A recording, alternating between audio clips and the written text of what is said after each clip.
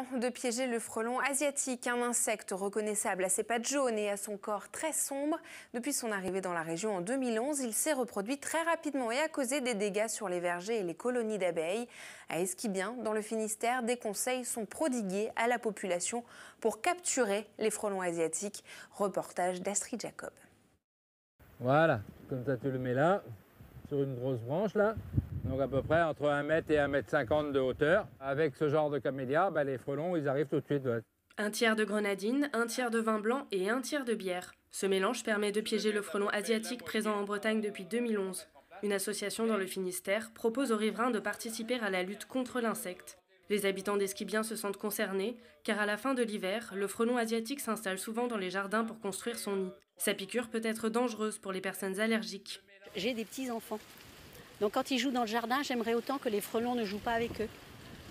Et ensuite, ces petits-enfants aiment le miel, donc j'aimerais autant que les abeilles aussi se portent bien. Des abeilles qui constituent 80% du régime alimentaire du frelon asiatique. Même si toutes ne meurent pas, cette menace perturbe les butineuses, ce qui limite leur activité, et présente donc un danger pour la filière apicole. L'aide des riverains est donc vivement sollicitée. C'est vrai que si tout le monde pouvait mettre un piège dans son jardin, on arriverait à contrôler à un niveau assez faible la population de frelons asiatiques. C'est vrai qu'on va aussi attraper beaucoup de mouches, quelques guêpes.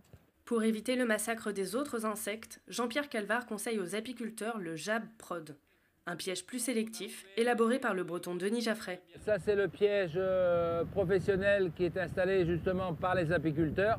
Si jamais il y a des abeilles qui rentrent ou d'autres insectes, ils peuvent ressortir par les mailles du cône, chose que le frelon ne pourra pas faire. À la mairie, les demandes de pièges ne cessent d'arriver. Il y a une dame d'Audierne qui demande à avoir un piège à frelons. Et pour cause, les élus ont veillé à sensibiliser leurs administrés. Des plans. On a fait des réunions dans les écoles, on a été dans les classes, expliquer aux petits jeunes comment faire. Ça a influencé aussi les parents à piéger. On a réussi à stabiliser, mais pas agresser, quoi. Même si l'éradication semble illusoire, le contrôle de la population de frelons asiatiques reste primordial pour le maintien de la biodiversité.